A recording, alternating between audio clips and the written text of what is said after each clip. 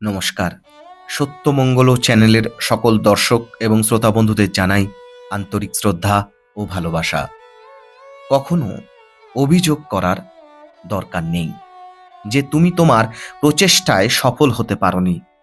হ্যাঁ, এমনটাই অপূর্ব আলোচনা করেছেন স্বামী রামকৃষ্ণানন্দজি মহারাজ। আজ আমরা এই ভিডিওর মাধ্যমে স্বামী রামকৃষ্ণানন্দজি মহারাজের কথা থেকে আলোচনা করব। মহারাজ আরো বলছেন, প্রায় সব মানুষের ক্ষেত্রেই তা হয়। যারা আগে থেকে নিষ্কলঙ্ক, কেবলমাত্র সেই অল্প সংখ্যক মহাত্মারা দাবি করতে পারেন যে তারা দেহ, মন ও কর্মে সম্পূর্ণরূপে পবিত্র। মানুষ মাত্রই ভুল করে। একমাত্র একটি জিনিসই আমাদের মনে রাখতে হবে, যে কখনো যেন জগদীশ্বরকে ভালোবাসতে ভুলে না যাই। সুতরাং সাহস অবলম্বন করো, এবং যদিও কখনো কখনো পড়ে যাও, উঠে দাঁড়াতে চেষ্টা করো। হাঁটতে শেখার আগে প্রত্যেক শিশুই শত সহস্র বার পড়ে যায়। আমি নিশ্চিতভাবে বলতে পারি, যারা নিজেদের সাহায্য করে, ঈশ্বর তাদের সাহায্য করেন।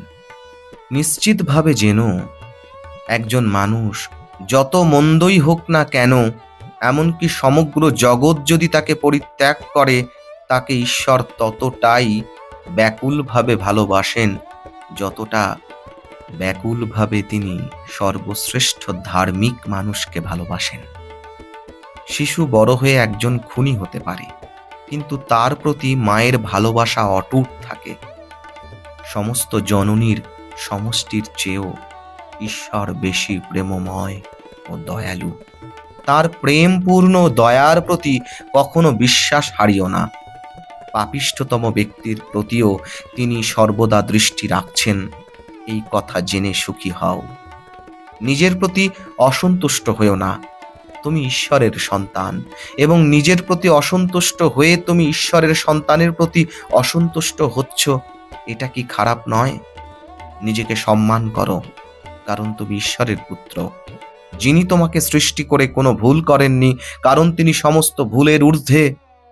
সেই মতো তিনি নিশ্চিতভাবে তোমাকে দিয়ে কিছু করাবেন, এমন কিছু যার জন্য তিনি তোমাকে এখানে এই জগতে এনেছেন।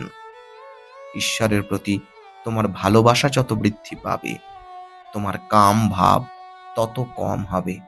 সর্বদা সঠিক পথে চলবার চেষ্টা করো। সত্যবাদী ও উত্তম হও, এবং ইন্দ্রিয় সুখ সম্বন্ধীয় কোনো কামনা রেখো না। এইটি তোমার উদ্দেশ্য ও লক্ষ্য হোক। কঠোর পরিশ্রম করো, এবং যদি সেই সংগ্রামকালে তোমার পা পিছলে যায় ও তোমাকে বহুবার পড়ে যেতে হয়, তাতে কি যায় আসে? আবার উঠে দাঁড়াও ও সংগ্রাম করতে থাকো। নিশ্চিত যেন শেষে তুমি জয়লাভ করবে। যতক্ষণ পর্যন্ত না তুমি পূর্ণতা প্রাপ্ত হচ্ছ, অর্থাৎ যতক্ষণ পর্যন্ত না তুমি যা হতে চাও তা হচ্ছ, কখনো সংগ্রাম ছেড়ে দিও না। ভগবান শ্রীরামকৃষ্ণ তোমাকে সকল বিপদ থেকে রক্ষা করুন, এবং তোমাকে নিরাপদে রাখুন ও সুস্থ রাখুন। হ্যাঁ, তোমার সিদ্ধান্ত সঠিক। যে করেই হোক, এখানে আমাদের জীবন সফল করতে হবে, ভিক্ষুকের মতোই হোক বা রাজার মতো। কিন্তু এটি আমাদের উদ্দেশ্য ও লক্ষ্য হবে যে যেখানেই থাকি না কেন, আমরা ভগবান শ্রীরামকৃষ্ণকে কখনো ভুলব না। এটিও নিশ্চিত যে আমরা যেখানেই থাকি না কেন, ভগবান কখনো আমাদের পরিত্যাগ করেন না। তিনি আমাদের জীবনের এক স্টেশন থেকে অন্য স্টেশনে নিয়ে যান। এই কথা জেনে সুখী হও। প্রতিদিন তোমার কথা আমার মনে পড়ে, এবং তোমার জন্য আমার গুরু মহারাজের কাছে প্রার্থনা করি। তারপর তোমার কাছে ভগবান শ্রীরামকৃষ্ণের ছবি আছে। আমি বলতে পারি, ভগবানের অবতার জ্ঞানে তার দিকে তাকিয়ে থাকো, তার ছবির সামনে প্রার্থনা করো, এবং নিশ্চিত থেকো তোমার বাসনা পূর্ণ হবে। তার থেকে বেশি দয়ালু আর কেউ নেই। আহা, যখনই আমি তার গরিমা ও মহানতার কথা মনে করি, তখনই আমি প্রবল আবেগে অভিভূত হয়ে যাই। ভেবো না যে তিনি তোমার সঙ্গে নেই। আমি বলতে পারি, তোমাকে প্রলোভন থেকে রক্ষা করবার জন্য তিনি সর্বদা তোমার সঙ্গে আছেন। তার ছবি, তার জীবন্ত মূর্তি। ইহাকে কেবলমাত্র ছবি ভেবো না, তাকে ফুল ও ধূপ নিবেদন করো। যদি সেগুলি পাওয়া না যায়, প্রেমপূর্ণ ও অনুতপ্ত হৃদয়ের ফুল ও ধূপ নিবেদন করো। সমগ্র জগতে যত ফুল ও ধূপের স্তূপ হতে পারে, সে সকলের থেকেও তিনি অনুতপ্ত হৃদয়কে বেশি ভালোবাসেন। যদি তুমি আন্তরিকভাবে তার কাছে সাহায্য প্রার্থনা করো, ভগবান শ্রীরামকৃষ্ণ নিশ্চিতভাবে তোমাকে সাহায্য করবেন। তিনি প্রেম ও ক্ষমার মূর্ত রূপ।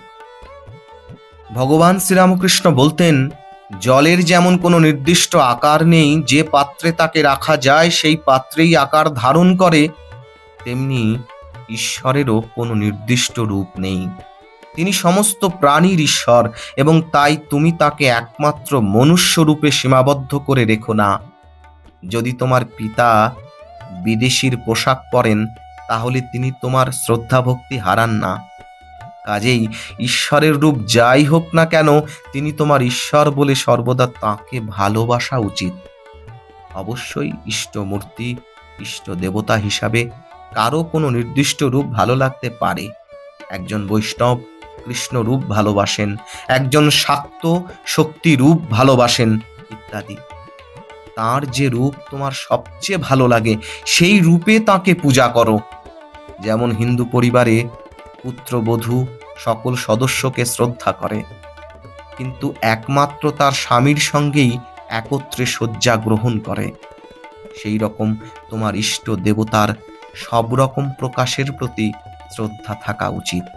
কিন্তু তোমার মনোনীত ইষ্ট মূর্তি তোমার জীবনের একমাত্র প্রভু হবেন। ইহা অতি উত্তম যে শ্রীরামকৃষ্ণের প্রতি তোমার অত্যন্ত শ্রদ্ধা ও ভালোবাসা আছে। তাঁর পূজা করলে তুমি মায়ের ভক্ত হওয়া থেকে বিরত হবে না, কারণ শ্রীরামকৃষ্ণ শক্তির অভিব্যক্ত রূপ। শক্তি অনন্ত, তাই দুর্গম। তিনি সকলের কাছে সুগম হবার জন্য এই যুগে শ্রীরামকৃষ্ণের কৃপাময় রূপ পরিগ্রহ করেছেন। এই যুগের প্রারম্ভে তিনি যখন শ্রীকৃষ্ণের রূপ নিয়েছিলেন, তিনি তার আনুক্রমিক অবতারত্বের কারণ দেখিয়েছিলেন। যদা যদা হি ধর্মস্য গ্লানির্ভবতি ভারত অভ্যুত্থানমধর্মস্য তদাত্মানং সৃজামহম। শ্রীরামকৃষ্ণের অধিকাংশ সাক্ষাৎ শিষ্য তিনি মরজগৎ থেকে অদৃশ্য হবার পর তাকে দর্শন করেছেন, এবং তোমার যদি তাকে দর্শনের প্রকৃত আকাঙ্ক্ষা থাকে, তিনি নিশ্চিতভাবে তোমাকে তৃপ্ত করবেন। ঈশ্বরের রূপগুলি রূপক নয়, সেগুলি সত্য। নির্বিকল্প সমাধিতে সৃষ্টিও নেই, স্রষ্টাও নেই, সেখানে কোনো পূজা নেই। এই প্রসঙ্গ পাশে সরিয়ে রাখা যাক, কারণ নুনের পুতুল সমুদ্রে তার আত্মসত্তা হারিয়ে ফেলে। কিন্তু যতক্ষণ ব্যক্তি সত্তা আছে, ততক্ষণ ব্যক্তি ঈশ্বরও অবশ্যই আছেন। সৃষ্টিকর্তা ঈশ্বর সর্বদা ব্যক্তি সম্বন্ধীয়, এবং তার প্রতিটি প্রকাশ ততটাই সত্য যতটা তিনি নিজে। ব্যক্তি ঈশ্বরকে পূজা করা সম্ভব। আমি তোমাকে এই কার্যধারা গ্রহণ করতে উপদেশ দিই। শ্রীরামকৃষ্ণের জন্য কর্ম করো ও জীবন ধারণ করো, এবং তোমার সমগ্র সত্তা দিয়ে তাকে পূজা করো, এবং এইভাবে এই জীবনেই মুক্তি লাভ করো। তুমি তাকে স্বয়ং ঈশ্বর হিসাবে দেখো। পিতা ও পুত্র অথবা মাতা ও সন্তানের মধ্যে কোনো প্রভেদ নেই। যদি ঈশ্বরের একটি প্রস্তর মূর্তিকে পূজা করে একজন মানুষ মুক্তি লাভ করে, তার জীবন্ত মূর্তিকে পূজা করে লক্ষ্যে উপনীত হওয়া অনেক বেশি সম্ভব। তুমি প্রত্যক্ষভাবে ঈশ্বরের পূজা করতে পারো না, কারণ এই সব মানব ঈশ্বরগণ ব্যতীত তুমি তার সম্বন্ধে কোনো ধারণা করতে পারো না। যদি শ্রীরামকৃষ্ণের মতো অবতারগণ এখানে জন্ম না নিতেন, ঈশ্বরের সম্বন্ধে কে কি জানত? আধ্যাত্মিকতার জগতে তারা হলেন কলমবাস। শিকড় ব্যতীত কোনো গাছ হয় না, অন্তঃসত্ত্বা ব্যতীত বহিঃসত্ত্বা হয় না। তোমার অন্তরে এবং বাহিরে পূজা করা উচিত। কারণ তিনি সর্বত্র আছেন। তিনি যতখানি মূর্তিতে আছেন ততখানি তোমার অন্তরে আছেন। সুতরাং তাকে সর্বত্র পূজা করো। সর্বদা নিজেকে তার পুত্র বা ভৃত্য এবং তাই তার থেকে স্বতন্ত্র এই জ্ঞান করে। দ্বৈতবাদীরা বলেন আমি ব্রহ্মের অংশ, অদ্বৈতবাদীরা বলেন আমি ব্রহ্মের সঙ্গে অভিন্ন। এই দুটি বক্তব্যের মধ্যে বেশি পার্থক্য নেই, কারণ যিনি ব্রহ্মের অংশ তিনি তার সঙ্গে অভিন্ন। একমাত্র নির্বিকল্প সমাধিতে সংযোগ ঘটে, যেখানে কোনো পূজা নেই। এ কথা আবারও আমি তোমাদের বলছি।